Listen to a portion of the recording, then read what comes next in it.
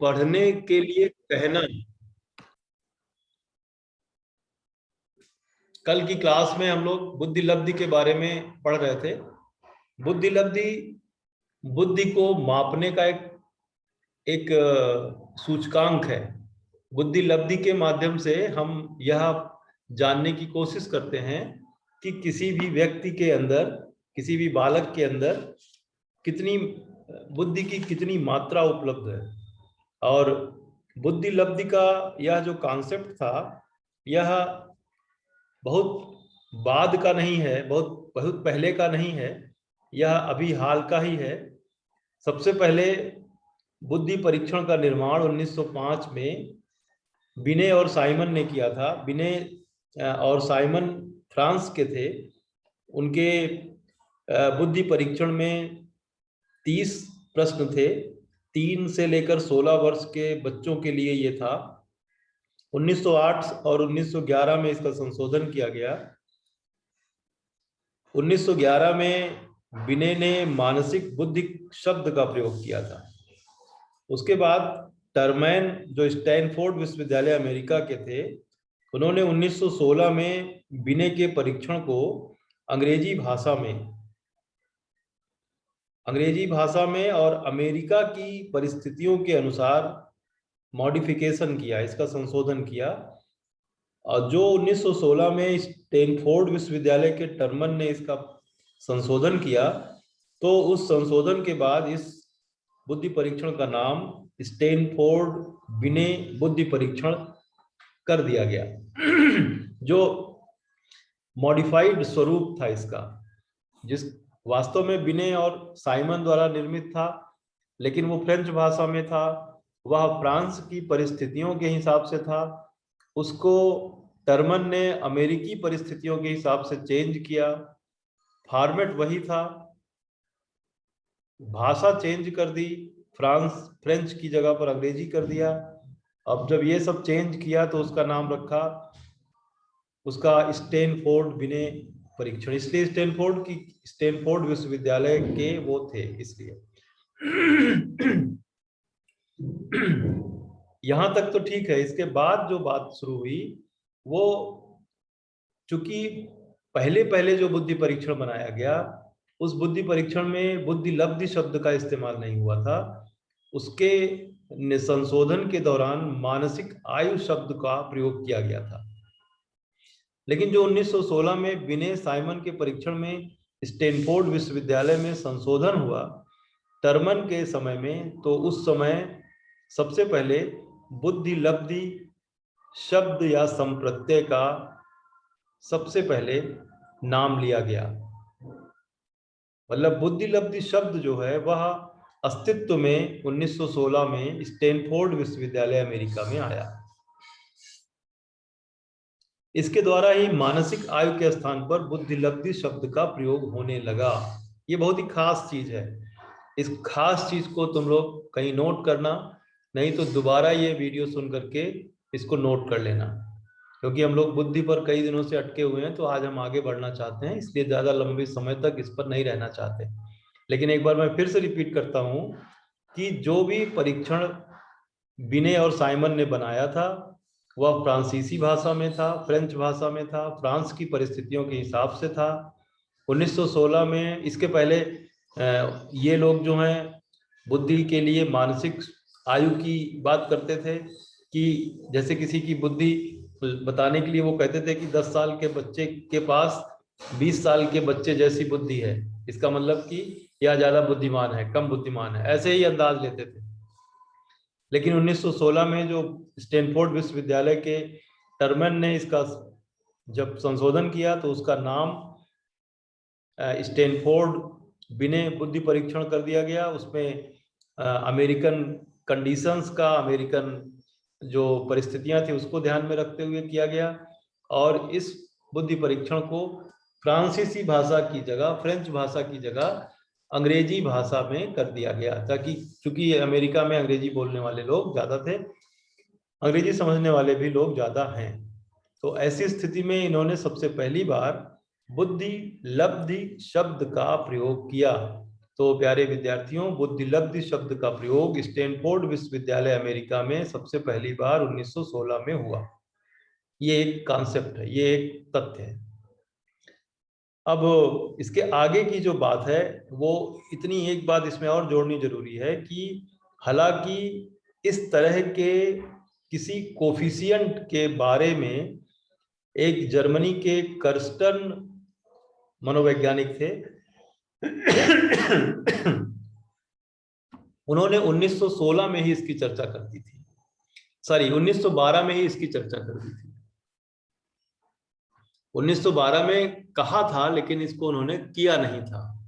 इसलिए हम ये कह सकते हैं कि इसको 1916 से ही माना जाए, ताकि 1916 में ही इसका अस्तित्व हुआ, इसका सृजन हुआ इस शब्द का पहली बार।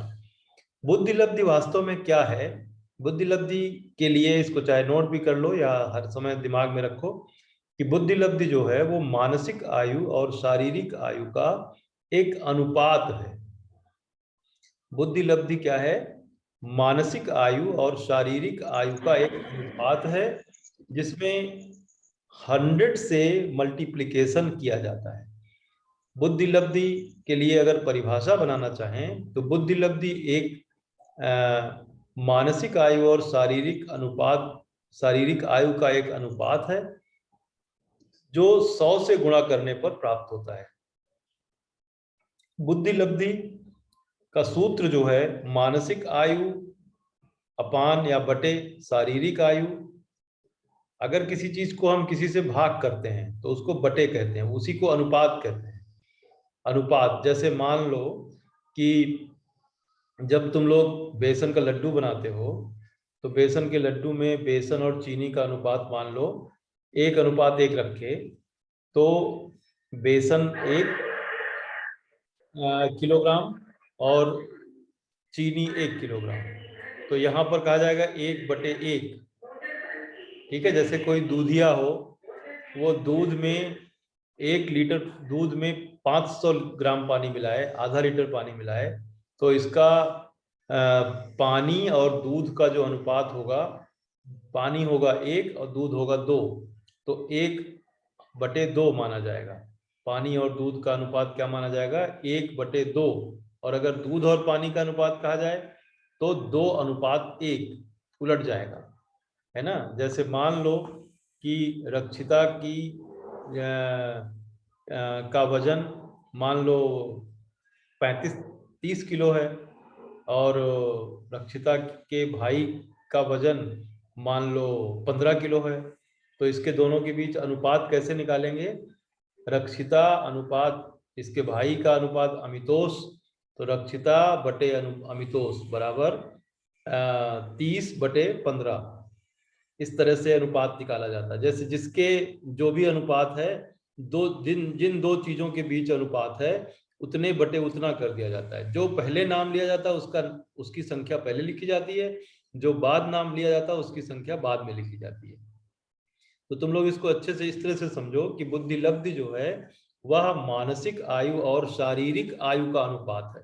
इसी को अगर उससे ऐसे कह दो कि मानसिक आयु और शारीरिक आयु की जगह पर कह दो कि बुद्धिलब्धि शारीरिक आयु और मानसिक आयु का अनुपात है, तो गलत हो जाएगा, उल्टा हो जाएगा। फिर आपको सही सीधा कहना पड़ेगा, ये कहना पड़ेगा कि बुद्धिलब्धि मानसिक आयु और शारीरिक आयु का अनुपात है, जिसमें 100 से गुणा करने पर बुद्धिलब्धि प्राप्त होती है। तो इस तरह से जो बुद्धिलब्धि का सूत्र प्राप्त होता है वह होता है मानसिक आयु बटे शारीरिक आयु गुणे 100। इसको संक्षेप में शार्ट नेम में कहा जाता है MA मतलब मेंटल एज, M.A।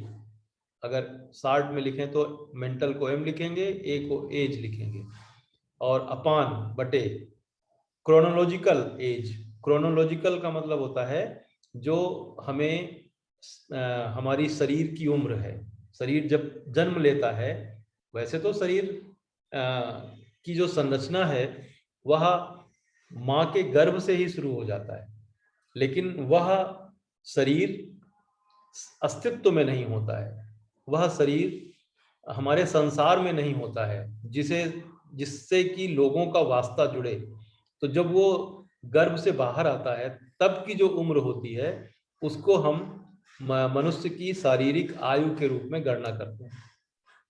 तो शारीरिक आयु का मतलब है क्रोनोलॉजिकल एज का मतलब जन्म के ठीक बाद से लेकर अब तक जितना समय बीत चुका है किसी भी मनुष्य के लिए, किसी भी व्यक्ति के लिए, उसको बोलते हैं क्रोनोलॉजिकल एज।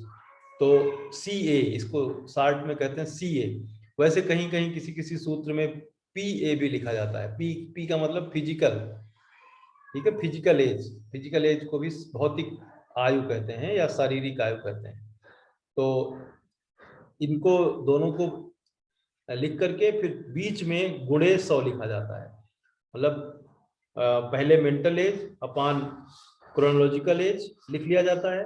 उसके आगे जहां पर बटे का लाइन खींचते हैं उसी लाइन के सामने क्रॉस लगाते हैं और वहां पर फिर बीच में 100 लिखते हैं। और अगर हम 100 ऊपर लिख दें या नीचे लिख दें तो गलत हो जाएगा। ठीक है, जितना इनकी अनुपात प्राप्त होगा उसमें हम 100 से गुणा करते हैं। It is clear?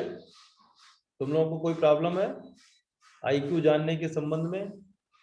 No sir. आगे बढ़ जाए जी। एक चीज और भी लिख लो तुम लोग कि मानसिक आयु के लिए एक परिभाषा मैं दे रहा हूं, इसको लिख लो। मानसिक आयु एक ऐसा प्राप्तांक है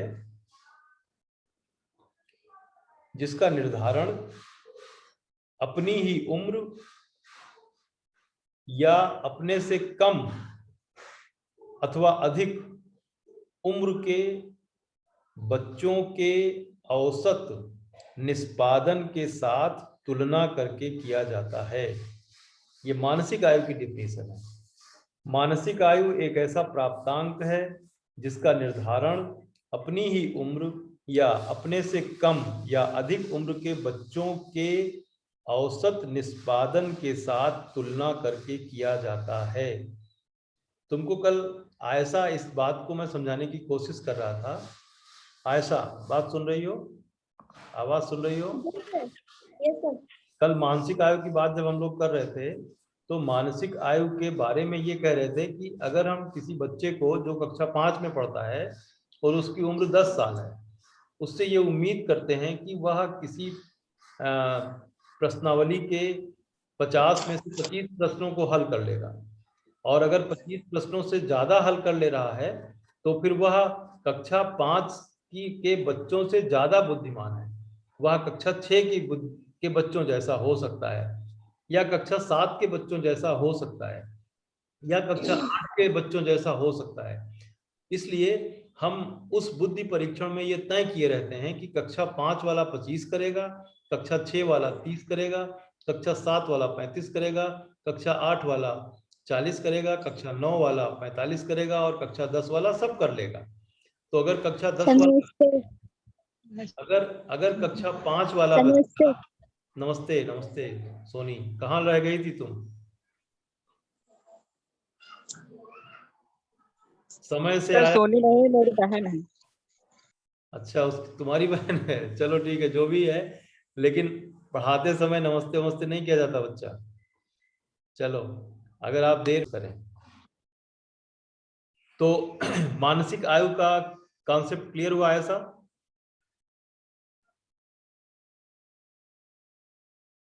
ऐसा मानसिक आयु का कॉन्सेप्ट क्लियर हुआ?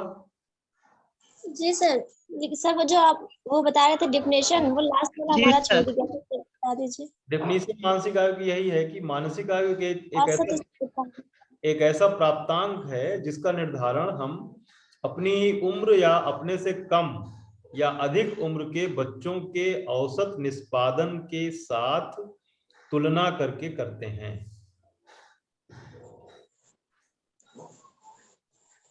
अब तुम लोगों को एक चीज और भी बता दें कि भारत में जो बुद्धि का परीक्षण था वो सबसे पहले 1922 में C.H. राइस के द्वारा बनाया गया। सबसे पहले 1922 में भारत में परीक्षण बनाया गया, बुद्धि परीक्षण। तो यह भी एक कॉन्सेप्ट है जिसको हमें समझना चाहिए। और डिटेल इसके बारे में कुछ ज़्यादा और बताने की जरूरत मुझे नहीं लगती है, क्योंकि कोर्स में शायद ज़्यादा है नहीं। कोर्स में है बुद्धि का संप्रत्यय और आईक्यू है और संवेगात्मक बुद्धि का संप्रत्यय और ईक्यू है। तो बुद्धि का जो संप्रत्यय है वो हो गया, और उसके बाद आईक्यू के बारे में भी आप लोग जान चुके हैं। एक दिन हम लोग चर्चा कर रहे थे संवेगात्मक बुद्धि की, उसको भी आप पढ़ चुके हैं। यहाँ पर थोड़ा सा और आपको बताना है कि ईक्यू क्या होता है। अलग से कहीं नोट कर लो ईक्यू क्या होता है। जैसे हमने आपसे बताया कि आईक्यू शिवानी क्या होता है आईक्यू, रक्षिता क्या होता है आईक्यू, तुम बताओ जरा मुझे। सर बुद्धिलब्धि नहीं, हाँ बुद्धिलब्धि, आईक्यू मतलब बुद्धिलब्धि। सर मानसिक आयु और शारीरिक आयु के बीच का अनुपात। और उसके बाद भी कुछ करते हैं उसमें। हाँ सर, into 100। तो ये पूरा बोलो ना। आईक्यू क्या है ऐसा, तुम बोलो। सर आईक्यू मानसिक आयु और शारीरिक आयु का अनुपात है, जिसे 100 से गुणा करके प्राप्त किया जाता है। Good, very good. अब तुम लोग सोचो कि आईक्यू क्लियर है, अब ईक्यू समझो। ईक्यू, ई का मतलब इमोशनल, नोट कर लो कहीं, ई का मतलब इमोशनल, क्यू का मतलब क्वोशंट, ईक्यू।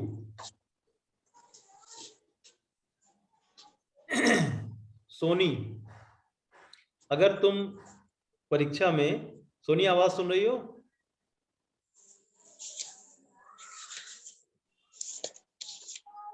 ये चली गई, सब्जी बनाने लगता है। अमित, आवाज सुन रहे हो? मुझे सुन पा रहे हो? जी तुम बताओ, अगर वैसे तुम्हारे लिए ये बिल्कुल गलत बात है, लेकिन मान लेते हैं एक सेकंड के लिए कि तुम अगर परीक्षा में फेल हो जाओ तो क्या करोगे?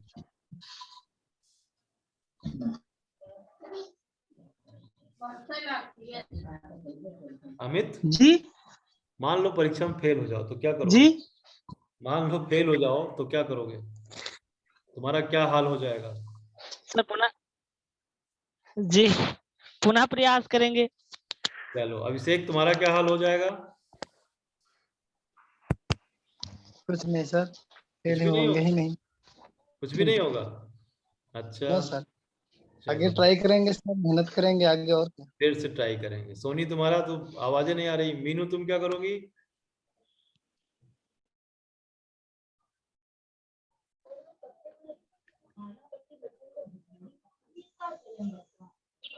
क्या करोगी तुम?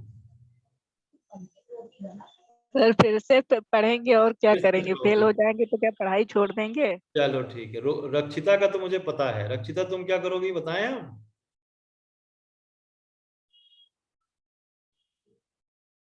रक्षिता, यस सर।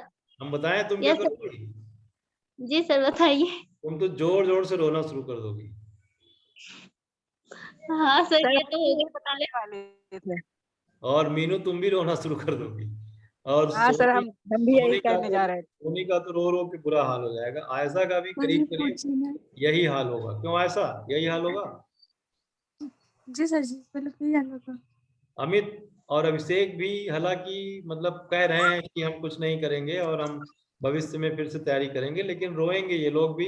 हो सकता है कि रोने के लिए कोई अपना रोगे, रोना आएगा। चलो बिल्कुल सही। अभिषेक भी रोएंगे। हो सकता है अभिषेक अपना जाए अंदर वाले कमरे में रोने लगे, बाहर सबके सामने न रोए। नो सर, रोगे ही नहीं? नहीं सर, रोएंगे क्यों नहीं, इतनी मेहनत करेंगे, अगर फेल हो जाएंगे तो सर रोना तो आएगा। रोना आएगा, वेरी गुड। तो विद्यार्थियों बिल्कुल सही है, ये हर किसी की समस्या है। लेकिन जो इमोशनली इंटेलिजेंट होता है, जिसका ईक्यू बढ़िया होता है, वो रोता नहीं है। ठीक है, अब समझ लो तुम लोग इस चीज को। जैसे अभी प्रधानमंत्री जी बनारस के तमाम डॉक्टरों के साथ बात करते समय उनकी आंखों में आंसू आ गए, रोने लगे थे। तो उसको तमाम टीवी चैनल वालों ने बड़ी मतलब उनकी बुराई की, निंदा की कि वो फालतू के आंसू बहा रहे हैं और ये सब केवल दिखावटी आंसू हैं, ऐसे नहीं रोता है कोई भी प्रधानमंत्री। तो जो प्रधानमंत्री है या मुख्यमंत्री है या राष्ट्रपति है, उससे ये उम्मीद की जाती है कि वो कितना भी कष्ट आ जाए रोएगा नहीं। इसका मतलब कि इमोशनली वो बिल्कुल मजबूत होगा, इमोशनल नहीं होगा। मतलब जैसे बात बात पर प्रसन्न होना या बात बात पर दुखी होना, ऐसा नहीं होगा। जिस व्यक्ति का यह पक्ष मजबूत होता है उसकी ईक्यू ज्यादा अच्छी होती है। समझ में आई बात? दुख और सुख में समभाव जिनका रहता है, जैसे कुछ बच्चे ऐसे होते हैं कि वो मस्ती के साथ परीक्षा देते हैं, अंदर से बहुत मेहनत करते हैं, बहुत पढ़ते रहते हैं, लेकिन उसको अपने दिल पे नहीं लेते हैं कि हम बहुत अच्छे नंबर पा गए तो बहुत प्रसन्न हो गए, या बहुत खराब नंबर पा गए तो बहुत दुखी हो गए। ऐसे कई बच्चे होते हैं जो परीक्षा पास करते हैं अच्छे बुरे नंबरों से, तो उसका रिएक्शन बहुत जबरदस्त होता है। अगर वो अपनी उम्मीद के बराबर नंबर नहीं पाते हैं तो वो कई बार इतने ज्यादा अवसाद में चले जाते हैं कि उससे निकलना मुश्किल हो जाता है। तो ऐसी स्थिति में ऐसे विद्यार्थियों की जिनकी इस तरह की जो आदत है, इस तरह की जो क्षमता है कि आपकी जिस तरह की आपने सोच रखा था उस तरह का आपको परिणाम प्राप्त नहीं हुआ है, तो ऐसे में आपके डिप्रेशन में जाने की संभावना बहुत ज्यादा हो जाती है। कई बार तो ऐसी स्थिति होती है कि बहुत सारे बच्चों के साथ तो ऐसी स्थिति होती है कि वो आत्महत्या तक करने की सोचने लगते हैं। तुम लोगों ने अखबारों में अक्सर पढ़ा होगा। और अभी भी आप देखो, जो हमारा कोरोना का समय चल रहा है, कोविड-19 के दौर में, तुम लोगों को क्या ये आइडिया है कि कोविड-19 वायरस के कारण ही बहुत सारे लोग एक्सपायर हुए हैं? कोरोना वायरस के ही कारण बहुत से लोग एक्सपायर हुए हैं, या फिर किसी कुछ और कारण होगा? सर कोरोना के कारण। नहीं मीनू, ऐसा नहीं है। इतने सारे लोग, जितने 3 लाख से अधिक लोग एक्सपायर हुए हैं, उनका सबका मौत का कारण कोरोना ही नहीं है, तो फिर क्या कारण है? अत्यधिक बीमारी, किसी को कोई ना कोई बीमारी थी सर, किसी के कारण कोरोना नहीं। अमित तुम बताओ। Sir depression. Very good, very good. वो ईक्यू उनका कमजोर था, इमोशनली वो इंटेलिजेंट नहीं थे। उनका ईक्यू जो है, संवेगात्मकता उनकी जो है वो मैच्योर नहीं थी। जैसे तुम लोगों को मैं बताऊं, हमारे एक मित्र हैं और तुम लोगों के भी जानने वाले हैं, तुम उनको जानते भी हो, और हमारे महाविद्यालय के बहुत एक बड़े विभाग के विभागाध्यक्ष रहे हैं, और वो भी कोरोना से संक्रमित हो गए। और उनके बारे में मुझे पता है, उनके परिजनों से मेरी बातचीत होती है, तो उनके मृत्यु के बारे में मैं तुमको इस संवेगात्मक बुद्धि के संदर्भ में मैं बताता हूं आपको कि डॉक्टर विवेक दीक्षित जी जिस वार्ड में एडमिट थे, कोरोना वार्ड में, वहां पर एक एक करके कई लोग उनके जानने पहचानने वाले एक्सपायर हो रहे थे, कई लोगों की मृत्यु हो रही थी। इसको देख करके वो बहुत दुखी होते जा रहे थे और उन्हें लग रहा था कि वो शायद नहीं बचेंगे। उनके साथ ट्रीटमेंट की कोई कमी नहीं थी, वो अच्छे से उनका इलाज हो रहा था और ज्यादातर डॉक्टर्स उनका ध्यान दे रहे थे, सब कुछ चल रहा था। लेकिन वह स्वयं अपनी जो जीवन की उम्मीद थी और इमोशनली इतने वो वैसे हो गए, वीक हो गए, उन्हें लगा कि अब शायद वो नहीं बचेंगे। ऐसे कई उदाहरण होते हैं जिसमें आप अपना विल पावर खो देते हैं। तो यह जो बात है आपके जीवन को बहुत हद तक कंट्रोल करती है। इसलिए इस चैप्टर में इमोशनल इंटेलिजेंस भी पढ़ाया जाता है कि आपको बीए सेकेंड ईयर के विद्यार्थी को यह बताने की कोशिश करी जाए कि जीवन में सुख और दुख एक स्वाभाविक प्रक्रिया है। जीवन में स्वास्थ्य बुरा होना या किसी तरह की परिवार पर संकट आ जाना, यह सब कुछ बहुत नॉर्मल पोजीशन है।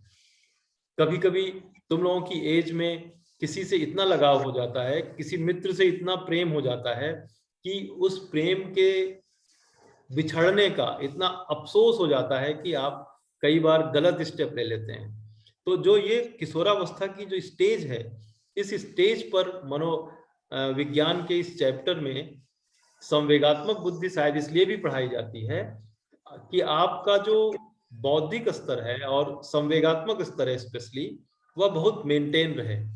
इस चैप्टर को पढ़ाने का मतलब ये नहीं कि तुमको सिर्फ EQ पढ़ा दिया जाए और तुम जाओ आराम से फिर इम्तिहान दे दो, पास हो जाओ। EQ का सूत्र क्या होता है? उसका EQ का एक सूत्र होता है, जैसे IQ का मैंने बताया कि मानसिक आयु बटे शारीरिक आयु गुणे 100। यहाँ पर कहा जाएगा संवेगात्मक आयु बटे शारीरिक आयु गुणे 100। तो संवेगात्मक आयु कैसे निकाली जाती है? संवेगात्मक आयु में इसी तरह के सवाल पूछे जाते हैं। उसमें गणित के सवाल या तर्क शक्ति के सवाल नहीं पूछे जाते, उसमें इसी तरह के सवाल पूछे जाते हैं कि आप एक वार्ड में एडमिट हैं और उस वार्ड में आपके तमाम साथी एक्सपायर हो रहे हैं, ऐसे में आपका क्या प्रतिक्रिया होगा, आप क्या सोचेंगे? तो उसमें आपका सोचने का जो जवाब होगा उस पर डिपेंड करेगा कि आप इमोशनली कितने मजबूत हैं। तो आपकी उस हिसाब से इमोशनल एज निकाली जाएगी। तो जो मानसिक आयु है वैसे ही संवेगात्मक आयु निकाली जाएगी। कुछ बच्चे ऐसे होते हैं जो बहुत संवेगात्मक रूप से मजबूत होते हैं और कुछ बहुत बुजुर्ग लोग भी ऐसे होते हैं जो संवेगात्मक रूप से बहुत कमजोर होते हैं। जरा सी बात पे बहुत बुरी तरह से वो इमोशनल हो जाते हैं। कई लोग ऐसे होते हैं जो बहुत दुखों का पहाड़ भी टूट पड़े तो भी अपने आप को कंट्रोल किए रहते हैं। तो तुम्हें इस चैप्टर को पढ़ने के साथ यह देखना है कि तुम्हें अपने जीवन को इसी तरह से जीना है कि जीवन में सुख और दुख यह एक स्वाभाविक प्रक्रिया है, आपको इससे विचलित नहीं होना है और आपको लक्ष्य पर पहुंचे बिना रुकना नहीं है।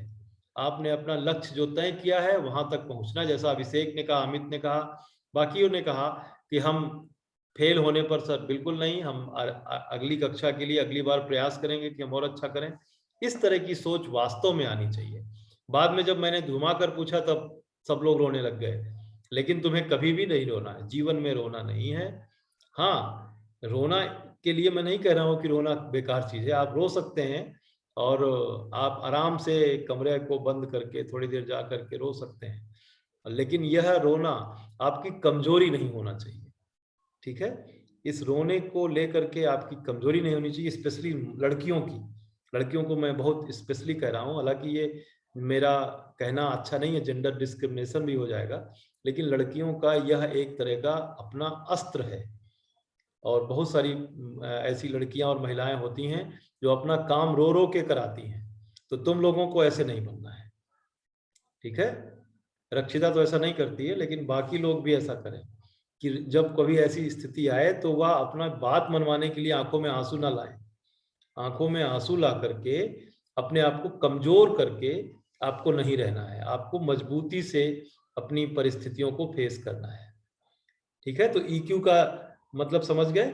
EQ का सूत्र होता है, इमोशनल क्वोशेंट का सूत्र होता है, उसमें मानसिक आयु है, इसमें संवेगात्मक आयु हो जाएगा। बस IQ वाला सूत्र है, IQ वाले सूत्र में जहां मानसिक आयु है वहां पर संवेगात्मक आयु कर लो, बस इतना ही आपको जानना है। ठीक है, कोई कंफ्यूजन हो तो पूछ लो, आगे बढ़ता हूं मैं।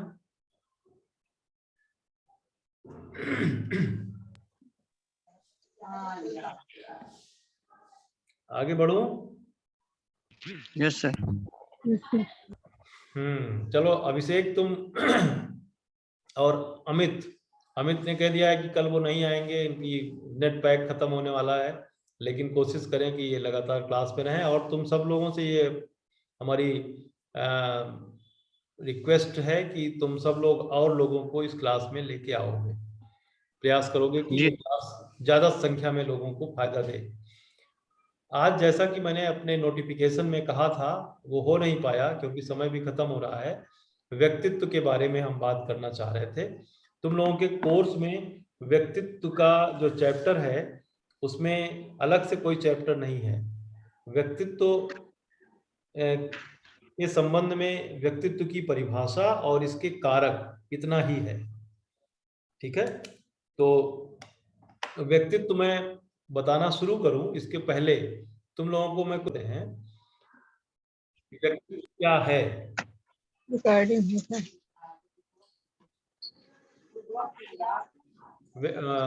इसके साथ साथ एक चीज तुम लोगों को यह भी समझना है कि अगर ये क्लास चलते चलते समाप्त हो जाए, क्योंकि समय बीतता जाता है तो 40 मिनट में अपने से ये समाप्त हो जाती है क्लास, तो अगर ये समाप्त हो जाए तो ये मान लेना कि क्लास समाप्त हो चुकी है, अब हम कल मिलेंगे।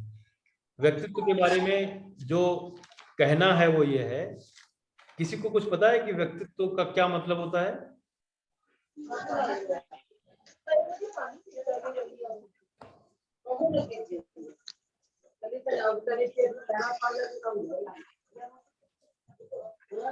मीनू अपना स्पीकर ऑफ कर लो। रक्षिता जानती हो व्यक्तित्व क्या है? नो सर, क्लियर नहीं है, एक बार बता देंगे तो सर क्लियर हो अरे जाएगा। भाई, व्यक्तित्व को अंग्रेजी में कहते हैं पर्सनालिटी। पर्सनालिटी का मतलब होता है, पर्सनालिटी जो शब्द है वह अंग्रेजी में पर्सनालिटी है, लेकिन लैटिन भाषा में इसको पर्सोना कहते हैं। पर्सोना शब्द से लिया गया है, और पर्सोना का मतलब होता है